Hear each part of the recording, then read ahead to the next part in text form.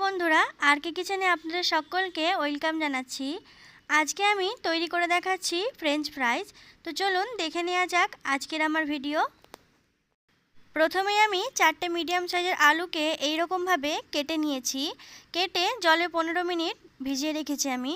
এখন এটাকে 3 থেকে 4 বার জল দিয়ে ভালো করে ধুয়ে নেব। ভালো করে ধুয়ে নেওয়া হয়ে গেছে। এখন গ্যাসের ফ্লেম চালু করে একটা কড়ার মধ্যে জল বসিয়ে দিয়েছি আর তার মধ্যে দিয়ে দিলাম সামান্য লবণ। দিয়ে জলটা হালকা গরম হয়ে আসলে কেটে রাখা আলুগুলো দিয়ে দিচ্ছি। দিয়ে 5 মিনিট আমি ঢাকনা খুলে এটাকে একটু ভাপিয়ে নেব। 5 মিনিটের বেশি কিন্তু করবেন না। 5 মিনিট পর এখন এগুলো তুলে একটা কিচেন টাওয়ালের মধ্যে আমি নিয়ে নেব। এখন আমি ভালো করে এগুলো একটা একটা থেকে আলাদা করে দিচ্ছি, যাতে আলুর গায়ের জলটা খুব তাড়াতাড়ি শুকিয়ে যায়। আলুর গায়ে যেন সামান্য জল না থাকে সেরকমভাবে শুকিয়ে নিতে হবে। খুব ভালো করে আমি আলুর গায়ের থেকে জলটা শুকিয়ে নিয়েছি। এখন একটা পাত্রের মধ্যে নিয়ে নিচ্ছি আর তার মধ্যে সামান্য একটু কর্নফ্লাওয়ার ছড়িয়ে দিচ্ছি। তবে আপনারা চাইলে কর্নফ্লাওয়ার নাও ব্যবহার করতে পারেন। কর্নফ্লাওয়ার না ব্যবহার করেও এটা খুব ভালোভাবেই ক্রিস্পি হয়ে যায়। এখন আমি ভালো করে মাখিয়ে ফ্রিজের মধ্যে 1 ঘন্টা রেখে দেব। তবে হাতে সময় থাকলে এর থেকে বেশিক্ষণও রাখতে পারবেন। যত বেশিক্ষণ রাখবেন তত আলুটা ভালোভাবে আরও সেট হবে। আর এই রকম অবস্থাতে আপনারা কোনো এয়ারটাইট বক্সের মধ্যে আরামসে 2 থেকে 3 মাস রেখে দিতে পারবেন।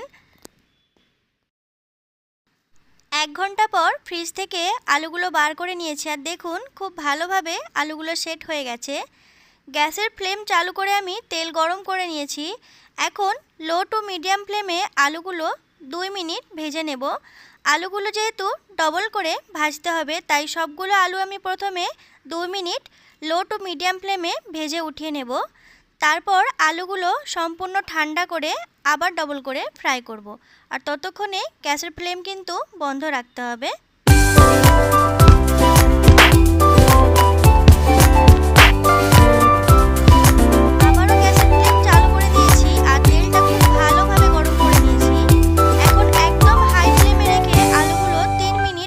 ভেজে নিচ্ছি।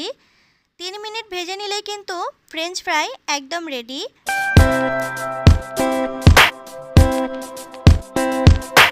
ভালো করে ভাজা হয়ে গেছে। এখন একটা পাত্রের মধ্যে আমি নিয়ে নিয়েছি। তার মধ্যে দিয়ে দিচ্ছি 1/2 চামচ বিট লবণ ও 1/2 চামচ চাট মশলা দিয়ে মিশিয়ে নিচ্ছি। আপনারা চাইলে চাট মশলা নাও দিতে পারেন। তৈরি হয়ে গেল বাড়িতেই ফ্রেঞ্চ ফ্রাইজ। আপনারাও এইভাবে বাড়িতে বানিয়ে দেখবেন। বাড়িতে বানালে কমেন্ট করে জানাবেন খেয়ে আপনাদের কেমন লাগলো। ভিডিওটি ভালো লাগলে প্লিজ একটি লাইক দেবেন। আমার চ্যানেলটি সাবস্ক্রাইব করবেন। পাশে থাকা বেল আইকনটি প্রেস করে দেবেন।